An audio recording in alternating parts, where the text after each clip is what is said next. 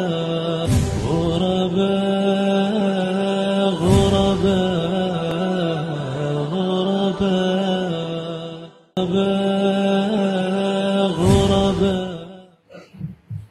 بسم الله الرحمن الرحيم. الحمد لله حمدا كثيرا وطيبا مباركا فيه، وصلوات الله وسلامه على نبينا الأمين وعلى آله وأصحابه أجمعين.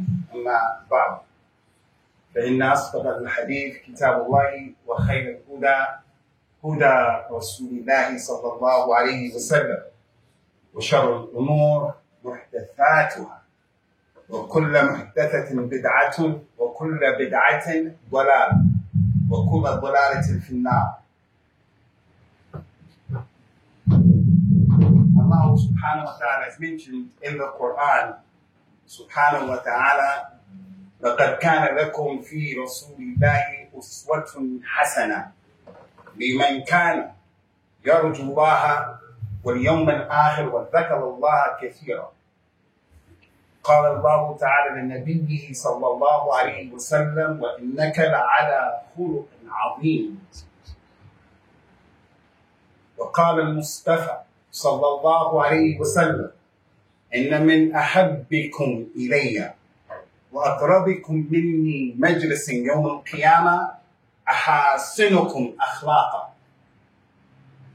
وقال صلى الله عليه وسلم: إنما بعثت لأتمم مكارم الأخلاق. These ayat and ahadith are to show the importance of good character in Islam. As you sit in this masjid right now, in this musalla, you have to have good akhlaq and good adab. I come before you, I have to have good akhlaq and adab. That's wajib upon me, wajib upon you. I have to appear in public with clothes that are presentable. I have to smell and look presentable. I have a taklifah. I have to give the khutbah. My khutbah has to have knowledge. It has to be authentic. I can't get up here and talk like a madman, and then I give the picture to everyone here, this cat is crazy. And then you leave here with this opinion, something is wrong with that guy.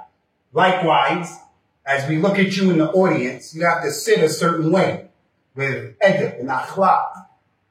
After the khutbah, you want to leave. Every Muslim, I don't care how old you are, what color you are, what's your ethnic background, you have to represent akhlaq. So going outside and lighting up a stogie and smoking a cigarette right in the front of the door is not good akhlaq. The person may drink khamr, he may drink khamr, the khaba'ith, but coming out in public to the masjid, we can smell the khamr, see the khamr, smell the weed. That's not good akhlaq. Prophet said, I have come to perfect the good akhlaq. The Arabs of Jahiliyyah, Quraysh, they had akhlaq. They had karam. They had shuja'. They had ghayra on their women even. One of the reasons why they buried their daughters alive, that's haram. Kabira min al-kaba'ir. But one of the reasons from the khayulatihim was that they didn't want the other tribes to talk bad about the girl that they buried, the maw'uda. They felt that was aib and ar on them. So to show their rujula, they just bury the kid. Of course, that's jahil, that's crazy. But the Arabs of Jahiliyyah, they took care of the guest. These Europeans don't know about taking care of the guests like the Arabs.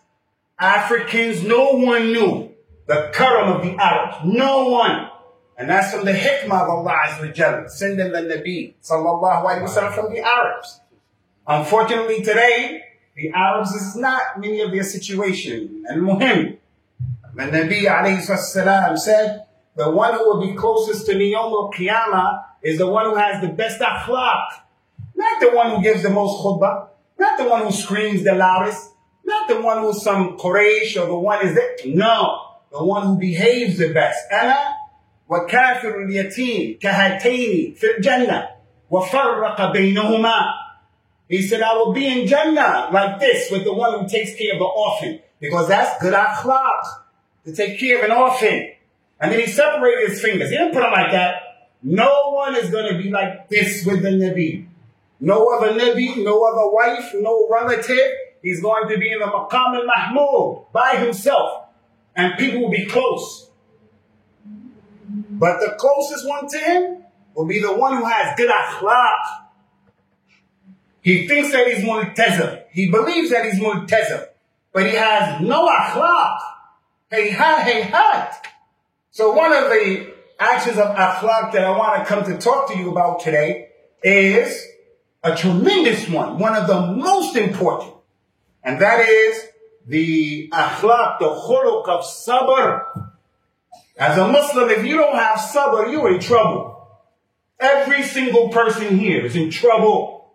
Allah swore in the Quran and mentioned many times in the Quran, لَنَبْلُوَنَّكُمْ بِشَيْءٍ مِّنَ الْخَوْفِ. He swears that he's going to try you. You got a fitna right now. I'm in a fitna right now. All through your life. He says, sallallahu alayhi wa sallam, خُلِقَ الْمُؤْمِنِ مُفَتَّنًا. The believer has been created to be tried. He's going to have fitna. So if he doesn't have sabr, he's going to have trouble. He told us in an authentic hadith, istami'u. Listen to this hadith. Sallallahu alayhi wa sallam said, ما أُعْتِيَ أَحَدٌ عَطَاءً خَيْرًا وَلَا أَوْسَعًا مِنَ الصَّبْرِ. No one was given anything. No one was given anything that was better or more awsa than having patience. So somebody here has the nicest car outside. That's a ni'mah from Allah. But if he has a nice car with no sabr, what's the benefit? He'll get upset and he'll run someone over, he'll crash his car out of anger. Someone here has a good wife. As a matter of fact, many of us have good wives. The Prophet says, sallallahu alayhi wa sallam, الدُّنْيَا مَتَاعٌ وَخَيْرُ مَتَاعِهَا الْمَرْأَةُ الصَّالِحَةُ. This dunya is just provisions, what you own. I own 5 throws, socks, I own a watch, I have dishes, I have a car, I have some money, you have this, you have this. That's the dunya. He said the best provision of the dunya is to have a good wife. He has a good wife, wallahi. But what does that good wife benefit him? He doesn't have any sabr. He's a nasty piece of work. She can't do anything right. The Prophet says, sallallahu alayhi wa sallam, مَا يَنْبَغِي لِلْمُؤْمِنِ أَنْ يَكْرَهَ مُؤْمِنًا أَوْ يَفْرَكَ مُؤْمِنًا. They said, how? He says, sallallahu alayhi wa sallam, إِنْ وَجِدَ مِنْهَا مَا يَكْرَهُ إِذَا كَرِهَ مِنْهَا خُلُقًا فَرَضِيَ عَنْهَا غَيْرُهُ أَوْ آخَرُ. It's not okay for the Muslim husband to hate his wife. You can't do anything good. I hate you. I wish I never got married. He has ihmal and taksir. But he has all the tarkeez and ihtimam with some other bint on the internet. With some other bint in the shadi, in the madrasa. But his queen, he's going to fuck the best mata of the dunya. Good wife. He said the man should not hate his wife, put her down. If he sees in her a character trait that he doesn't like, let him look for something that he likes. Yes, she has some shortcomings in her akhlaq. And you don't? I don't? You got shortcomings more than her. You have hygiene problems. You don't wash. For an example, you lie. You don't do the wasab. You lie. You're punching people. And you're going to tell her, you're no good, you can't even have sabr with the children. Some of us are like that. It is not permissible in Islam for the man to hit his child until that kid gets 10 years old. And when he hits him at 10, it has to be something big. Like he's not praying. And when he hits him at 10, he can't break the bone. He can't leave a mark. Kid is 7 years old. And a guy is beating up the kid. Because of the position of as-sabr, the Muslim has to know about this issue. The reward is tremendous. Allah Ta'ala mentioned in the Quran that those people who have sabr, they'll get their reward with Allah without any hisab. They just go to Jannah. You're not asked any question. No question. Just go to Jannah. Fadlan al-adab. You just go to Jannah. So Allah Azza wa Jalla told his Prophet sallallahu alayhi wa sallam to have patience. فَاصْبِرْ كَمَا صَبَرَ أُولِي الْعَزْمِ مِنَ الرُّسُلِ. Ya Muhammad, be patient like those other prophets and messengers were patient. You're going to deal with Quraysh, the Bedou, the Yahud. You're going to deal with these people. You're giving Jihad and Irshad. You're going to hear a lot of stuff that you're not going to like, Ya Muhammad. وَاصْبِرْ عَلَى مَا أَصَابَكَ إِنَّ ذَلِكَ مِنْ عَزْمِ الْأُمُورِ. When you get up and you start telling people, don't do this, do it like that, do it like that, you're going to hear from them. Now listen. So Rasulullah sallallahu alayhi wa sallam, he had to have sabr with people who he made them a wajah. He gave them dawah with ikhlas, with knowledge and hikmah and lean, rifq. Be patient. Ala ma asabik, because it's going to come back, blow back. Allah asks us to do and to have sabr and listen than that. You're not a person who gives the khutbah. You're not a person who goes to the university and gives dawah to 500 students. Allah didn't ask you to be patient on that thing, because that's not what you do. But Allah told you to be patient about things easier than that. Ashal min hada bi kathir. But we find difficult. I'll give you an example. We're suffering, or we're dealing with, a heat wave. The last few days have been quite hot.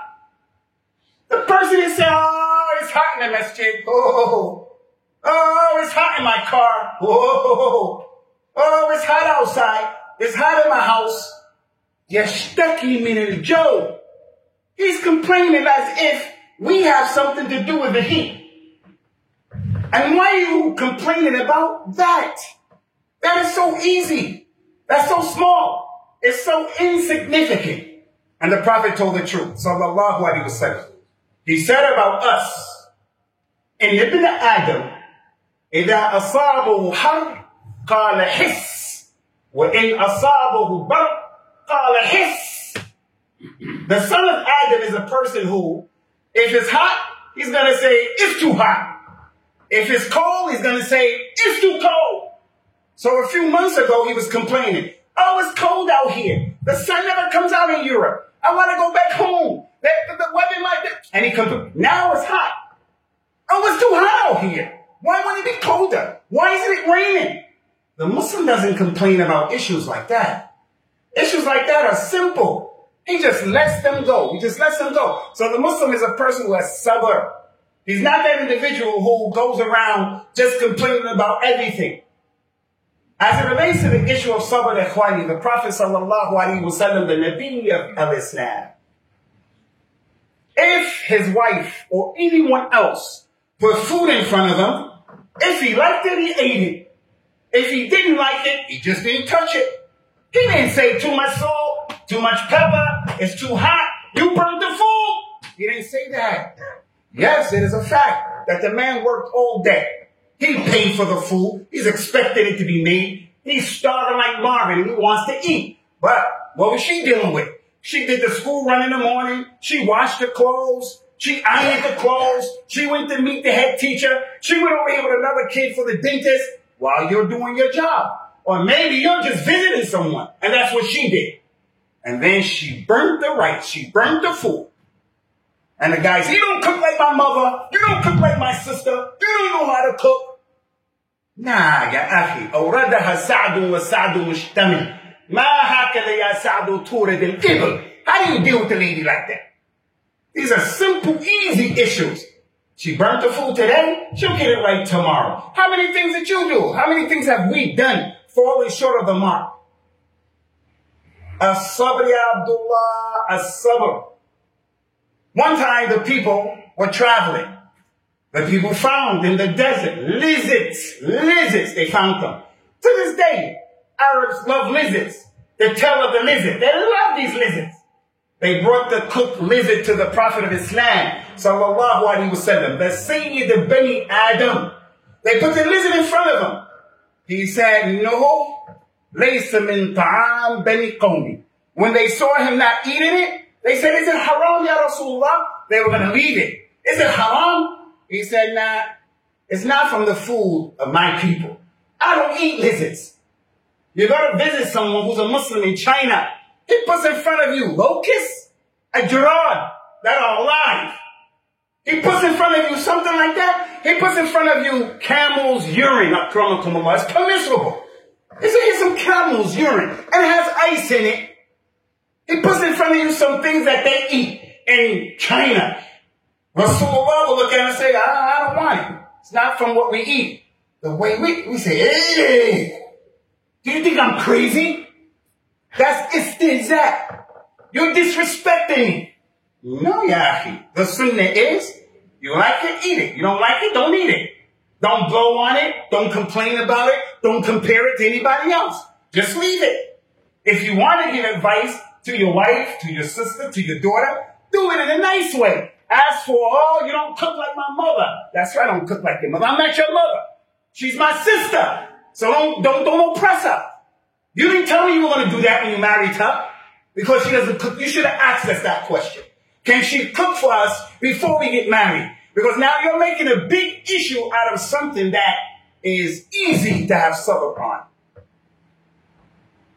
For you people who don't know, especially for you reverts, Rasulullah is sunnah sallallahu alayhi wa sallam, وَإِنَّكَ لَعَلَى خُلُقٍ عَظِيمٍ. That's what Allah said. Ya Muhammad, you are on a high level of character. You are nothing close, remotely close to the people who follow you. You are miles ahead and above, a cut above all the rest. They have to struggle and strive to get to your level in everything. He was perfect. Al-Kamal is for Allah wahdahu la sharika lah. But as a human being, he was the akmal al-insan.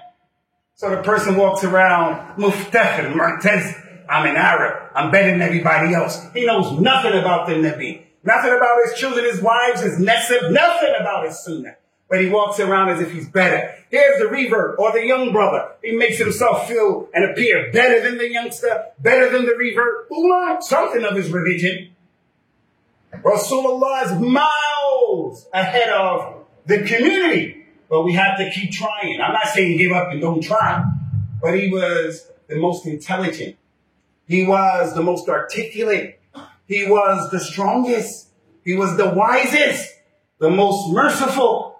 Any and everything that happened, he knew how to deal with it in the best way. So if something were to happen, like the Bedouin urinating in the masjid, akramakumullah, different people from amongst us will deal with it different ways. One person will be indifferent, he doesn't care. Another person will jump up and punch him. Another person will kick him. Another person will hold him down while five choke him. Some people know the sunnah and they'll say, leave the man alone. But we'll have all kind of reactions. Rasulullah's reaction for everything was always ahkam and aslam and anfa and arfa all the time. Sallallahu alayhi wa sallam. So we have to have Ummat al-Islam, as-sabr. You're sitting here looking at me. Something is going on in your life, you have to have sabr. What are you doing? The man is getting his bachelor's degree. He's getting his PhD right now. He lives in another country. You have to have sabr and thabat to stay. Can't be a person always sahibu shakawa. The mushrif on the risala doesn't like me. He's racist. He's too hard. Oh, Karonga. Yeah, he just get with the program. Take care of the situation. So I want to talk to you very quickly about a type of sabr. For the revert especially. Don't just be patient. But Allah told Prophet Muhammad sallallahu alaihi wasallam, fasbir sabran jamila. Ya Muhammad, have the beautiful sabr. What is sabr jameel? Sabr jameel. That's a concept in the Quran. What is beautiful sabr? Sabr jameel is whatever is bothering you, whatever you're dealing with, you don't go around complaining about it wholesale. A man gets on the bus. He doesn't know the driver of the bus. The bus driver says to him, good morning, how you doing? He says that to your wife, my wife, the Muslim lady. Good morning, how you doing? She said, oh, my husband doesn't love me. Oh, my son is failing in school. Oh, and just starts telling her problems to a stranger. That's the opposite of sabr jameel. Sabr jameel is you deal with what you're dealing with without going around complaining to every Amr, Bakr, and Zayd about your issue. That's Sabr Jameel.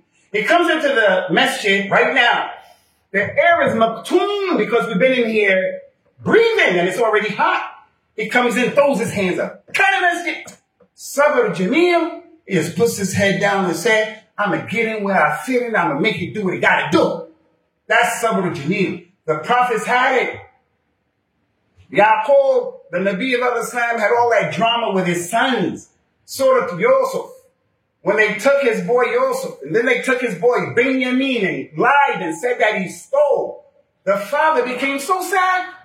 He was dealing with sadness on a level in the degree we don't know. He's a Nabi. He was dealing with sadness. And he said to the people, what? He said, I just complain about my situation to Allah. I don't complain to you. I don't complain to you. إنما أشكو بثي وحزني إلى الله وأعلم من الله ما لا تعلمون. I only complain not to you, Bani Adam, not to my sons, not to the people who are close to me, people who have power, people who have money. I complain about this to Allah. I'm going to complain in the last part of the night, on Friday, when I'm fasting. I'm going to complain about my money that you owe me. I'm going to complain about the zulm and the fist. The point is, he didn't go around complaining. I'm going to complain to Allah. That's Sabr Jameel. Allah described those people in the Quran who have akhlaq from the fuqara. يحسبهم الجاهل أغنياء من التعفف تعرفهم بسيماهم لا يسألون الناس إلحافا. Allah said about the people who are in need. We have a lot of Romanians in this community. I met Romanians, kuffar, who are nice and professional. I met Romanians who accepted Islam and they are serious. Romanian girl put that hijab on. She said, I want to marry an Arab guy and know my religion. And that sister is serious about the deen. I don't think too many brothers can handle her because she's serious. She's not going to be with a guy who don't get up for Fajr. She's not going to be with a guy who is mutasahil, mutakassil on his nawafil. She has that kind of, nashab. But then the Romanians, there's this part of them. Some of them, the women wear hijab in Ramadan. And they come and they say, Fi sabilillah, brother. Because they know Muslims give. And you can't tell she's not a Muslim. I say, if you want to give, you get your reward. But giving has to have fiqh. That one is begging. People beg. Don't you be a beggar if you can help it. Allah said in the Quran about the fuqara from the poor people. He said in the ayah I just mentioned, the one who doesn't know the Muslim who's poor, they would think that they have money because they don't ask people. You know them by their sign, by their simat. You know them. What's the sign? They don't go around begging. Can I have? So because they don't beg, you think they don't need. He's sitting right next to you and the man needs money. But he has izzah, as the Prophet said. Izzatul mu'min istighna'u an nas. So he's sitting right next to you and he's suffering financially. But he's not going to ask you. But there's that other one, everybody who he sees. Hey, I need the money. Can I have some money? And some of you people make istighlal from that. So the Sabr Jameel is to deal with what you're dealing with. As I said, I'm on this minbar. I have not a fitna, I have fitting. A son born in Al-Medina, lived in Medina 8 years, went to study in America, and then in Haifa. And then Allah wanted to bring him back to his rush. Had another criminal shoot my boy in the stomach 2 times, fall on the ground. He told me later on I thought I was dead. I thought the angel of death was coming to get me. I was so afraid. Allah saved his life. Gave him a chance. You would think the boy get himself together. He got himself together. I told him, you were a dead man walking. You were a dead man walking. You got another chance. He got right. And now suddenly in the month of Ramadan, he wants to act ignorant again. We all have fitna. But what we have to do with our fitna and about our fitness, deal with it a particular way. As it relates to complaining about the air and the heat, A lot can be said that shows us the beauty of our religion. Everything in Islam has been explained to us. Everything. How to sit, where to sit, how to come in, how to go. Everything. You just need to learn.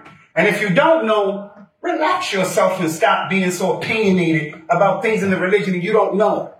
You don't know. First point that I would like to make concerning the issue, Ikhwani, of the weather. From what the Prophet taught us, sallallahu alaihi wasallam, and this is important. The one who complains about the weather is similar to the munafiqeen who used to be with the Prophet sallallahu alaihi wasallam. Whenever they used to have to go out in order to make the jihad fi sabilillah, those munafiqeen would always cause trouble. They said, man, it's hot out here. We have to travel from Medina to go to Tabuk. We have to travel from Medina to Becca.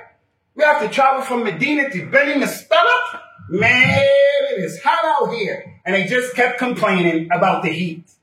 The heat is in the hands of who? Allah, Allah, Allah. This is his religion that you're going to defend. He knows that the weather is going to be tough on you. He could have made it very nice. He could have gave you victory without even sending you. But he chose to make the weather like that. In his benefit. But they kept complaining. Allah told the Prophet to say to them, sallallahu alaihi wasallam, قُلْ نَارُ جَهَنَّمْ أَشَدُّ حَرًّا لَوْ كَانُوا يَفْقَهُونَ. The heat of the hellfire is worse than this heat wave, if you only know. So the Muslim is the person who says, man, it's hot out here. Can you imagine how hot the hellfire is? Let me go and walk to the masjid in this heat. Let me do something good in this heat. But not be like the munafiq. غرباء غرباء غرباء غرباء غرباء غرباء غرباء